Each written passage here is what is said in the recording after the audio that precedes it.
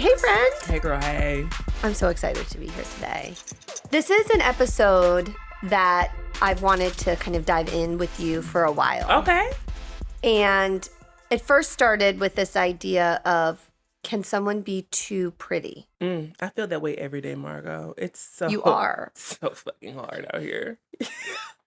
Well, tell us how it is. It's just I can't walk down the street. My God. That's true.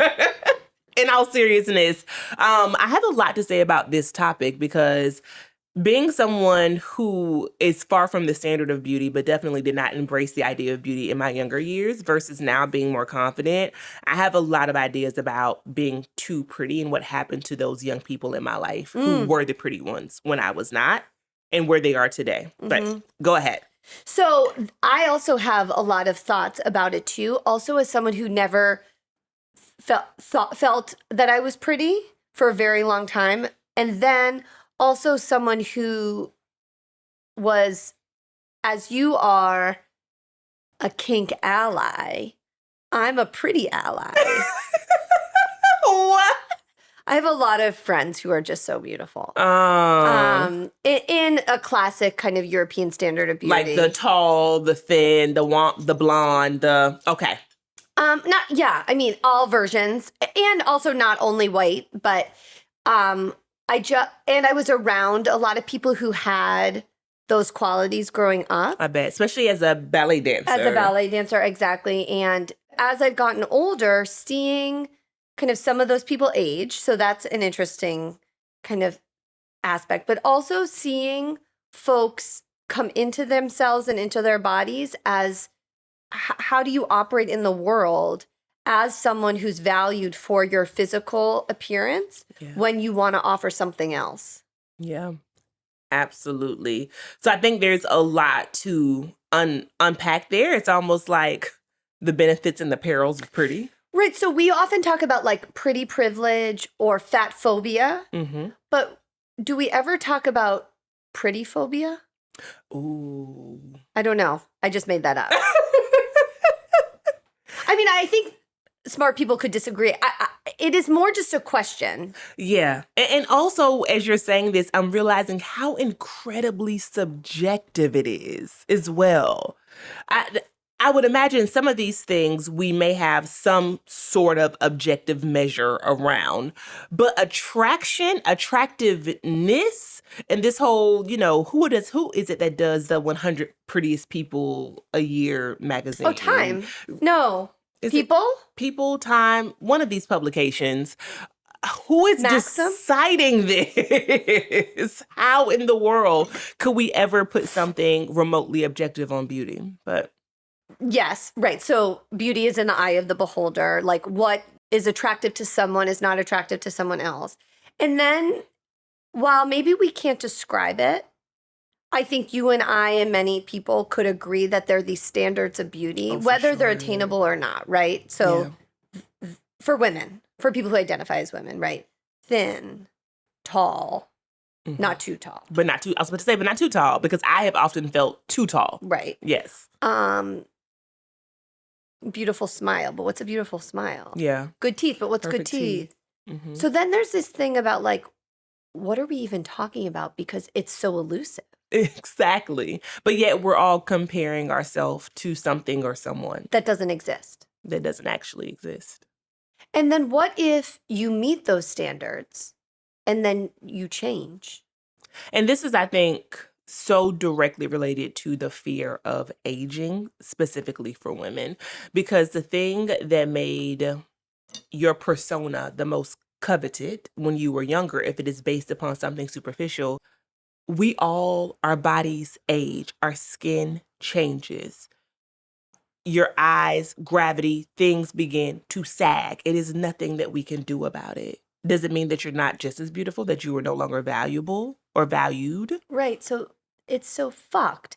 And is that because of the patriarchy, or is that because of women holding women to impossible standards? I mean, I hear this all the time, that unfortunately we are the best advancers of the patriarchy. We do the work for it. Right. Yeah, women in particular. But what I know too is that being too much of anything is probably not good. And so we have lots of examples here, not just around being too quote unquote pretty, which we can continue to unpack for sure. But what about being too smart, being too ambitious, it's always too. Right. But it's like too, as it relates to women, much equals bad. But who decided that? Absolutely. Right. So you can't be too pretty, but you have to be pretty. You can't be too confident, but you have to be confident. But you can't be too confident. You have to like assert yourself, but not be too assertive. You have to know what you want, but not actually know what you want because you want someone else to pretend like they know what you want and then you act surprised that they figured out what you want. Do you know where I think about this a lot too? It's like this whole submissive movement that is happening. I mean, it parrots what's happening in larger society as far as this push for conservative values. But specifically in the Black community, this term submission is coming up a lot on social media. And these men will be quick to say that they want a woman to be independent, but not too independent, because when you come home, you have to turn on your feminine, to quote that podcaster that brought us up, right? And so the idea is you have to be able to pay your own bills and not be able to, don't ask me for anything. I'm not supplying a lifestyle for you. But by the way, when we do get married, you have to submit to me and forget about all that independent stuff. What's the message here? What am I actually supposed to be doing? It all just feels so erratic. Well, it also feels like you work to be independent so that a man picks you. And then once you're picked, the independence was only to be picked. The independence was only to be picked because once you're chose, you're supposed to just attend to his needs and forget everything else. What? As if being independent does not also mean that you are someone who I hope is on a path towards self-actualization and working to meet your own needs in every way. That doesn't stop because you're in relationship. But you're right, this too much thing gets attached to us at some point. It goes back, in my opinion, to this push towards submission, that we are being too independent, that we think too highly of ourselves, and oftentimes, unfortunately, it is attached to some kind of socioeconomic value. It goes back to our episode about dating a bus driver and the way that this woman who simply said, I am not interested in that because she gets to decide that, was drug on social media for days, if not weeks, for sure. And anytime I feel like it is, we can be placed in a position to where we are counter a Black man, instead of the Black men saying, okay, let me do the work to figure out what Black women are saying or what my counterparts are saying so that I can rise to a higher level. Immediately, we are outcast as the problem versus figuring out a way to actually come to some point of harmony and synchronicity. That's so interesting. I mean, I can't speak for white women in general, but I can speak for this experience. I think I've shared it with you, that has started to happen on a micro level that I imagine is going to happen a lot more. A lot of my friends have said to me, like, can you not tell my husband that we're hanging out? Why? Because of the podcast? And I was like, why? And they're like, well, they think that I get ideas from you. And I was like, what kind of ideas? Like equality, bitch? No, but like, I had this one friend who was like, like I did come back from your podcast taping one time and like I told my husband I wanted to quit my job and he was like, no more hanging out with Margo. And I don't think it's necessarily about submission, but it is about a lifestyle and this idea of like, no, this wasn't the deal. Yeah. Right? Like this was our situation and like this is how it's going to be and like why rock the boat? Absolutely. But so let's bring this into being too much. Right? I think that many people in our audience probably can relate to this idea that if you were in partnerships, you can hang out, but not too much. Right. You can socialize, but not too much. Right. So like, it's like you can do stuff for yourself, but not so much that it takes away from you like you being away. Or like you can travel, but not for yourself. You can travel for your job. Yep. Or you can like work out and like work on your mind, spirit, and body, but like not if I have to take care of the kids. There are so many nuances here because you know what I'm also thinking about? Going back to Black women here who are especially in hetero relationships is that we are often told, go to school, get the job, get the promotion, get the house, get the car, do all these things, get your passport, check all these boxes. And then when we look around, it oftentimes feels like I've heard them say when it's time to date that they're too educated, they're too successful, they are too, going back, independent for their male counterparts. And it's not necessarily they themselves who feel this way, but it is the men who are making them feel, well, you just think you're too high sedity for me. And it's like, well, I haven't treated you like that. That's the way you actually see me and are making me feel because it says something about you. Well, that's insecurity. Period. Just sign, seal, deliver, put a bow on it, and that's done. So there is this question then about how do we show up if we are, so some people are introverted. Some people don't like, sharing or being out there. But then there are some of us who do. And how do we show up authentically to our lives? I'm not even talking about like in particular spaces. If that essence is deemed to be too much. One of my favorite little videos on social media right now, I've seen it before, but it came on my timeline again, probably because my birthday is coming up soon, is this little girl. I guess they have like they sing happy birthday in a particular way in a classroom. And they're singing happy birthday to her. And she's walking down the aisles in her like second grade class. And she's like dancing and waving at people. And I was like, oh shit, this is me. I said, I'm watching a video of what I would hope. What you wanted. Because it has taken me years to realize that I get to be too fucking much. But it's not too much. It's just enough. No, but it's like we have to reframe how we talk about ourselves. Yes. Because it's not too much. If you were quiet or if you were subdued, which said no one ever about you, no one would say you're too subdued. Yes. Right? Yeah. I you're right. I love this reframe. It's not too much. It's that I am just demonstrating my personality. Right. And we have to hold space for everyone's personality. You don't have to be like, there's a time and a place, right? You're not going to like walk into court or walk into the hospital, be like, bitch, it's my surgery. Boom. I get to pack you today. Move over, bitch. It's my turn. I might be in row 7, but I get 17. Right, there's a time and a place. But, wow, my orientation for the last couple of years has been... But, I mean, you did just recount my entire trip to the ER a couple of weeks ago, so thank you. But this idea of... And you've talked about this a lot on the podcast, and I think it's important. I would like to expand the gaze of it, right? Having to speak multiple languages because you have to tone police yourself, or you've had to in different environments. And I think the way a Black woman has to do that is very specific and very multi-layered and much more difficult than the way a white woman might have to do that in professional spaces. But I think women in general have to police themselves in ways that are both objective and unspoken all the time. Ooh, talk about this. Yes, I totally agree. I remember I had a friend once who told me that she was very reserved during sex because she didn't want to seem to enjoy it too much or to be too sexually advanced. And so instead of like seeking her own pleasure, she kind of just, I don't even know how to describe it because it was so foreign to me. I can't imagine what that must feel like. Well, there's a whole book written, we'll link it below, called Girls and Sex, that I read a couple years ago that I think came out about 10 years ago. It was a writer from the New York Times. I forget her name.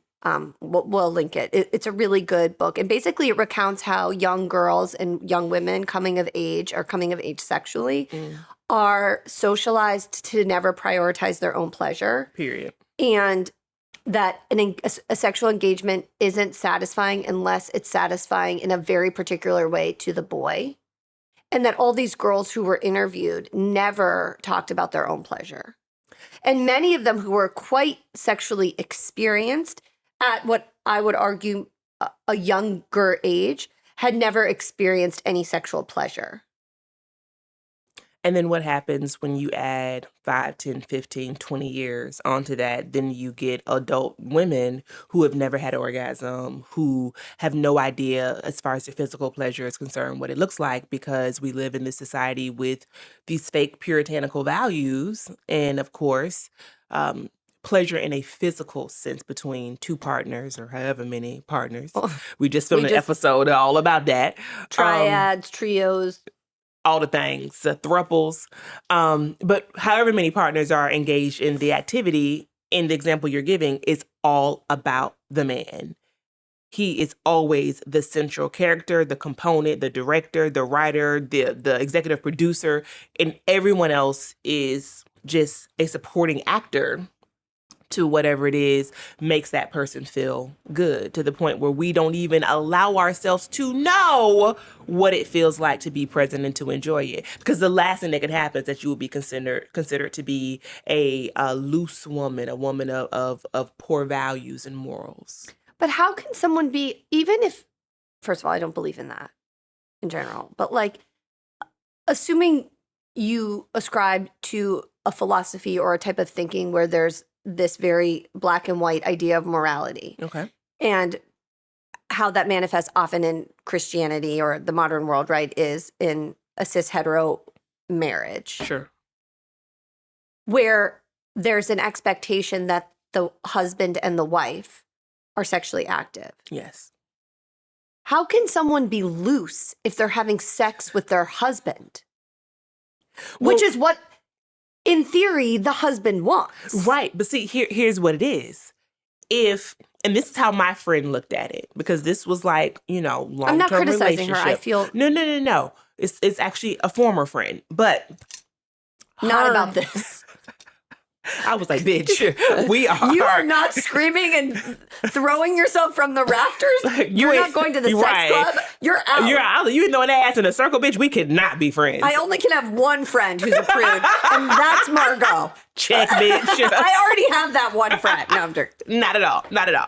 All right. But she was saying that her fear would be, so this goes one step further, Margo, that if she demonstrated too much pleasure or enjoyment with her husband. No, but that he was going to make a certain assumption about how many partners she had been with, and that's not what she wanted. So she was going to lie for the duration of their marriage? I don't even know. How do you pretend? I guess at some point she would be like, all right, you taught me everything I know, so it's okay now. I mean, it's easy to pretend. Everyone pretends, but like... Speak for yourself. But that's crazy. So it's like maybe she had like a date on... I'm hoping for her that she met that date on the calendar and then let herself enjoy. Exactly. At some point. And I don't know if that was like a year in, 2 years in. Probably whatever. I just hope it's good. I pray to God. There's something about all of these aspects of our existence, right? So like we've talked a little bit about physical appearance. We've talked a little bit, obviously, about like sexual acumen or sexual identity or intimacy. We've talked a little bit about how we show up in the workplace, right? We haven't touched on, but I can speak a little bit to parenting, right? So you have to be a really involved parent, but not a helicopter parent. But when it comes to your kid's success, do whatever it can, because like it's a dog-eat-dog world out there. Oh, your kid's failing and you're not doing everything to like put the red carpet out, you must be a bad parent. Oh, your kid's not involved in 8 million activities a week, you must be a bad parent. Oh, you're involved in the school, you have to be involved in the school, but not too involved in the school, because if you're too involved in the school, that means you have nothing outside of the school. But if you have too much outside of the school, then you're not an involved parent, right? You have to keep a clean house, but if you have someone cleaning your house and you don't do anything domestically, but if you don't have time to do stuff domestically and you want to focus on other things, then you're not a good parent. Yeah. And so it's like, again, this idea of like, what is the lane? So how do you move past that? You just have to stop caring, but I don't think many people do. And it's hard, too, when you get these messages when you're very young. So I want to bounce back to the idea of being too pretty, especially when you're young, because I have so many examples in my life. And one is of a girl who was my very best friend growing up who had every indicator of beauty. Her grandmother was 100% Sioux Indian, and she'd married this black man. And so her entire family had what black folks would call good hair, right? And they were known for being this particular family. I won't say their name throughout the entire county where I'm from. Like, that's the so-and-so family because of their features, because of their hair. They're all light skinned. They have these light eyes, and they tended to marry among people who also looked similarly. So all of the children had these monikers, right? So my friend is of this generation.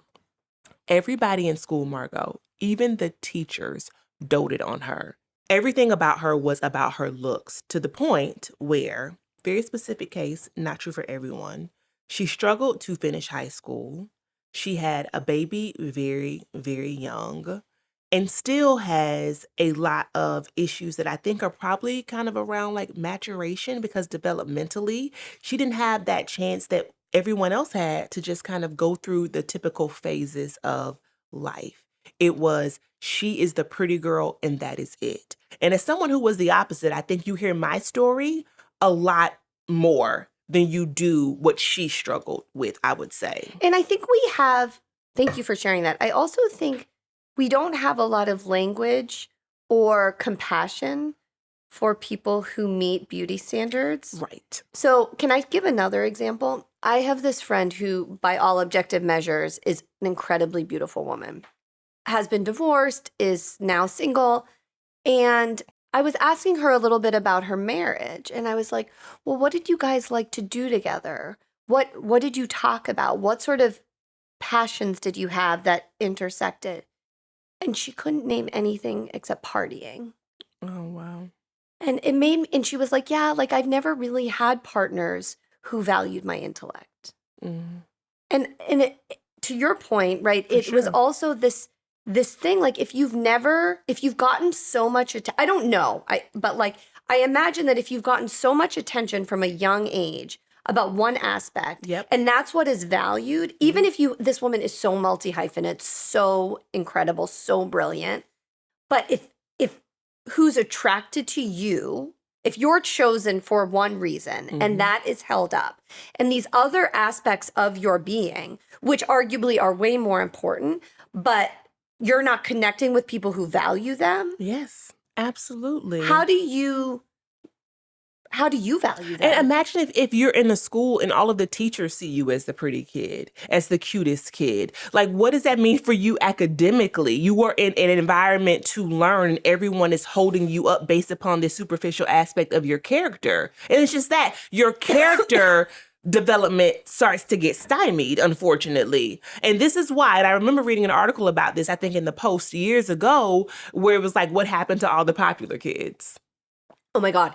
I have so much to say about this. Girl, too much. Too much of a good thing. Okay, so I really was not popular. I'm not just saying that so you're going to be like, oh no, I'm sure you were. No, I really wasn't. I was very, very shy. I was very insecure. I was very nerdy, and I had a lot of responsibilities at home. Yeah. And so I didn't socialize a lot in middle school or in high school. I had a lot of responsibilities with my brother and at home. And I remember always feeling like, what is it? Like, I really want a boyfriend, or I really want lots of friends. I really wanted to feel wanted in a particular way. And I had lots of crushes, and it was very unfulfilling for a long time. And there were these groups of kids who I saw from a distance, or I knew I was like adjacently friendly with, who were like having the time of their lives. Yeah. Yeah. And I was like, what is it? What is it? And like, there were certain things, like there was an aspect of being precocious, right? And confident, maybe some adjacency to like money and access to independence that I didn't have, right? Like, but it wasn't one particular thing, because it wasn't just money, it wasn't just beauty, it wasn't just confidence. Okay. Those people, that high school was the peak of their existence. Peak. I would just say that you don't want to peak in high school. Shonda. That is what I will say. No judgment, no shade. Oh, tea, honey, sip it. You do not want to peak at 16 years old. No, I'm going to peak at 46. Amen. But no, because you still got a lot of life to live, friend. Because Iris Apfel just passed away. She was, I think, over 100. 102. So then I'm going to peak at 51. That's half. Half your life. It's not that it goes down. It peaks and plateaus. Oh, it plateaus after the peak. Okay, I'm with you. I thought we were going to go down. No. No, we're not going to go down until we die. Amen. Turn down for what? Turn down to die, but like, and we've already decided you're going out with heroin. I'm going out with bone broth. MDMA and some bone broth. Put it in your bone broth, dog. Oh my gosh, when I did, actually I would. Yeah, of course. That's how you do MDMA. Duh. Oh, you knew that? I didn't know that, but you put it in liquid and then you drink it. Yeah. I thought you snorted it, but you don't. No, you don't. You don't. I mean, I'm saying this because of my time watching Soft White Underbelly. I have never done MDMA. Oh, when we did it, we drank it. Oh, okay. So I'm going to drink it in my bone broth. Girl, get that gut. But why do I have to do that on my deathbed? Can't I do it like over the summer? In Vermont? Yeah. That would be great. Cue the retreat. No, I'm only joking. Yeah. No, nothing illicit's happening on our retreat. No, but unless what's up to you and happens in your domicile is up to you, but it will not be on our agenda for sure. But bone broth is. Yeah. Okay, let's move on. You and this bone broth. But I think there's something interesting there, right? About this thing that's so important when we're younger, and then all of a sudden you're like, why was that so important? Well, not only why was that so important, but again, I hold so much grace for those people who did peak at that age and now they're just trying to chase that again because they haven't been told that they are very valuable. What I saw in like opposite of the girls who were the pretty ones were the boys who were the athletes. Oh, same. Yeah. And they were valued so highly. So much for that, especially in the South and Florida. Like our high school football team was phenomenal. We had won the state championship. And so those boys who were on that team, maybe one went pro and he was on the practice squad for like 2 years. It's just who are the 0.0001% of our society of professional athletes, right? But many of them have nothing post that. Don't even get me started about how we value sports for young people. I mean, that you're told that that's all you are. So maybe that is also part of this conversation, right? Obviously, part of it is the idea that society tells women that we are too much in so many ways that we do not see paralleled in men.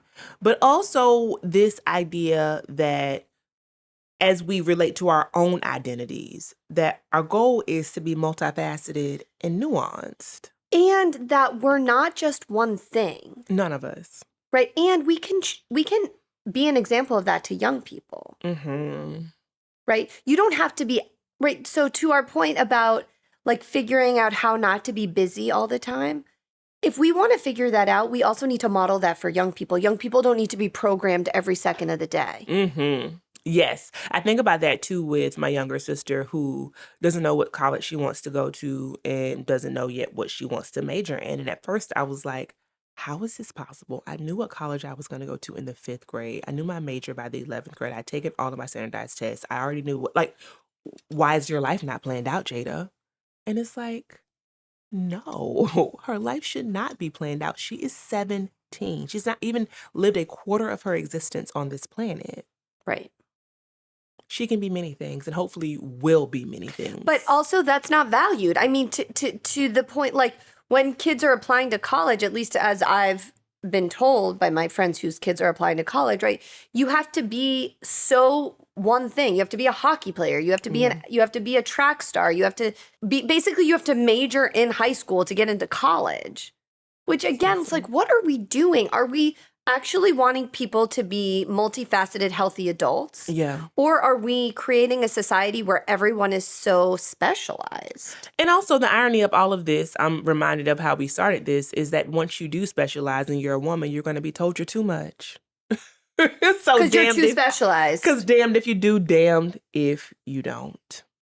So, Margo, I think just to sum it all up, we encourage people to define themselves for themselves. And something that has been helping me do that, friend, is my relationship with my therapist over at BetterHelp. And, I've talked to you about my therapist quite a bit. What I love about BetterHelp is that I'm able to log on and to chat with her or to even message her wherever I am in the country. It is so easy to use, Margo. All I have to do is either log in my web browser or use the application. I was able to get matched with her very easily after filling out a short questionnaire.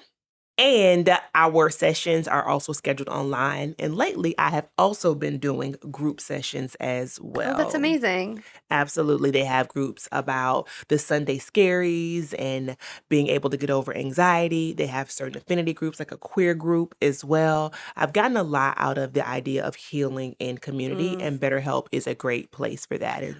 It's so important to feel like you're not alone. And therapy has been a huge part of my healing as well. I also really appreciate how accessible BetterHelp is.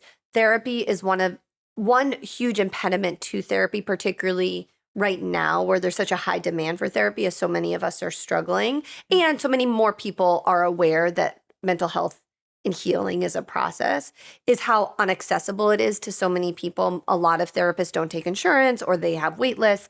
And BetterHelp really works with you to find a therapist that not only matches what you're looking for in terms of identity, gender, all of those things, but also works with you on a sliding scale.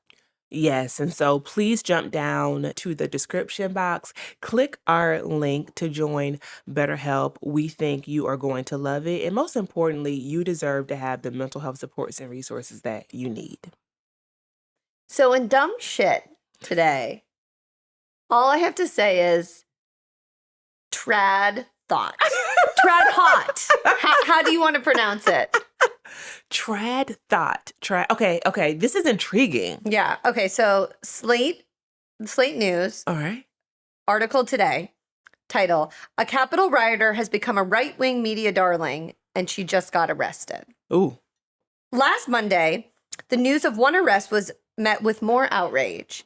That of Isabella Maria DeLuca, a 24-year-old conservative influencer. So she was involved in the January 6th attack. She was just arrested last week. Okay. Here's where the trad comes in, I'm assuming. assuming. Here's where the trad comes in. This woman has over 2.5 million Instagram followers. Whoa, are you serious, Margo? Dear future husband, she posted in July of 2023. Instead of spending my weekends out at bars and parties, I stay home and learn new recipes I can cook for you one day. You can thank me in kisses later. Love, your future wife. She mixed this with more explicitly political posts. I can't wait until Trump begins the biggest mass deportation in the United States history. Also, she says, after her arrest, DeLuca reshared a post on X confirming that she enjoys her particular place in the conservative influencer ecosystem. She's hot, has heavy D's, can bake, and she's now being politically persecuted by Biden's regime. Wifey material right there. That's what she said about herself? Mm-hmm. What is heavy D's? Like she got double D's? Well, I was going to ask you. Girl, I don't know nothing about no D's. Besides the ones I have. I find all of this to be fascinating. Going back to our Tradwife and Girl Boss episode, to know her age and to know how many followers she has on Instagram, my God, 2.4 million people. 2.5. My mind is blown. So she was involved in the January 6th insurrection, yeah, which was in the pandemic, which was around 3 years ago, right? So she was 21, 22. So young. Now she's 24. She's 2.5 million Instagram followers. She was just arrested. And this is how she's putting herself out to the world. Heavy D's. Heavy D in the limousine. Look at Margo. This is a very interesting thing for me because it feels so. Are they using the term trad hot or trad thought? No, I think we're saying trad thought. They're saying trad hot. No, we're just, they're not calling her anything. Just that she is this right-wing political influencer, but putting out Tradwife vibes. Yeah, but she's also hot at the same time. But she's also hot, and she was just arrested. This idea that you can use your beauty, speaking about too much, and pretty privilege to get into a space of influence to this degree. And all of it is also really, really scary for someone who holds political values that are directly opposed to everything that she's talking about. What do you make of like, I'm not going to the bars, I'm learning new recipes to cook for you? Girl, I wish she was down at the bar shaking some ass. I mean, I don't know if that's a better place, but I know that's where I would have preferred to be than baking cookies. I think I mean, both are fun. Both can be fun. However, what I believe is that what she's talking about is very performative. For the purpose, number one, of likes, because she's saying this on a social media platform. But also, I don't want to call it idealistic, but I remember us talking during that episode of how much the Tradwife movement, as it relates to young people, is just kind of caught up in this idea of a utopian society bygone, as if there were not issues then as well with these traditional values and traditional roles, and that aspiring to hold a traditional role that actually is not consistent with modern life is somehow making you a more valuable asset. What the fuck? Girl, what the entire fuck? I'm scared because it's very much giving Handmaid's Tale. But I also think that these are the people that have the ear of a young generation, likely older as well. Her platform is so large, but everything she is signaling, there are people that are parroting and mimicking. And I hate to use this term because I know I use it all the time, but I have no other way but to describe the fact that it's fucking scary. It's scary because now young people think that they cannot have a good time. They cannot own their bodies. They cannot own their pleasure, but instead they should be at home learning how to cook for a man that you ain't even got. So you're foregoing your Meeting joy the man and meeting the man and actually meeting the man at the same time. Do you know where I met my husband? At a bar. Do you see what I'm saying? So go meet your husband. No, I don't know. I mean, who cares about meeting your husband? But it just makes no sense. It makes no sense. And I don't want to be condescending, but it's kind of like, pipe down. Like, go learn something about the world. And also, you're facing a federal indictment. So why don't you... That's the first thing you need to worry about there. What did she do? Do we know what she specifically did? She climbed through a window and assaulted a police officer. Are you fucking serious, Margo? I'm not laughing. Girl, the privilege of it all. We know this, and we've said this time and time again, that if the insurrectionists were a group of people of color, there is no way every single branch of the U.S. military would have been after these people. But think about if she, she's innocent until proven guilty. So we're assuming she's innocent. But say she's found guilty or she pleads guilty, which is very probable because they have her on tape. Yeah. Right? She has been out for 3 years plus, posting all of this baloney, getting people to believe things that are not true. Right, and making it seem like she's a victim when she was actually a criminal. Girl. And because I'm going to put my social media and my content creation hat on here, all of this is just going to make her platforms get bigger, actually. And she knows that. So right now, her management, they're sitting around strategizing the book, the Lifetime movie special, all of it, the brand partnerships to make it go even more viral than it already has. I mean, this article and its placement today is actually great for her brand, to be honest with you, even if we are talking about it in a challenging way. Let's see how many followers she has now.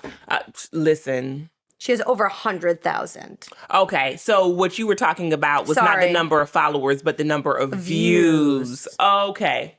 Still, we know that the internet is currently in a chokehold, TikTok and IG, for the Tradwives. Go ahead. On March 8th, 2024, she posts, "Happy International Women's Day to all the grown men who like to participate in women's sports because they're not a good enough for the men's team." What is wrong with people? Just the transphobia. The transphobia. I don't know this person, but also looking at her and her aesthetic, I would imagine that so much of this is just performative. And for a young person whose brain is still developing, that's also really sad and concerning, to be quite honest with you. But have you ever heard of something, Margo, called a swole? It's a dish. No. Something that you eat. It's popular in prison, from my understanding. Swole? It's called a swole. Yeah, so basically it's like, I think you can make swole different ways, but from what I was told, it's like noodles, like ramen noodles. I think it's like Doritos. And basically you wrap it up in a towel and you put an iron on it. The recipe is immaterial. What I'm saying is I'm wondering if she's going to come up with her own recipe of cookies in prison. Because I'm interested in how she's going to be baking these cookies for her future husband behind she's not bars. Gonna go to prison. You think she's going to go to prison? I don't know where she's going to go. She's not going to prison. All right, girl. Well, hopefully you can get a burner phone if you do go in. Tell us how you make cookies in prison. And make some content. Make some swole. Thanks for listening to Justice. We hope you enjoyed this episode. If you'd like to learn more about our podcast, be sure to check us out on our website at justicepodcast.com. You can also reach out to us there if you want to be featured on the show, or if you have a business or a product that you think would be a good fit for our audience. Thanks again for listening.